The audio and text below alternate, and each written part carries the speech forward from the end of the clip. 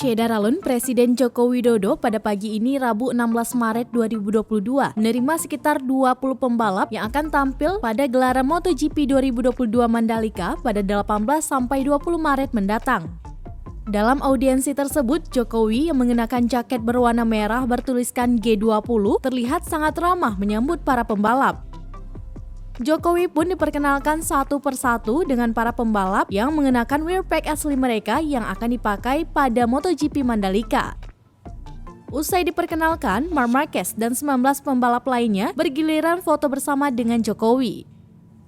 Sebelum dilanjutkan ke konvoi ke Bundaran HI, para pembalap kembali foto bersama di tangga Istana Merdeka bersama Jokowi, Menteri BUMN Erick Thohir, Ketua MPR RI Bambang Susatyo.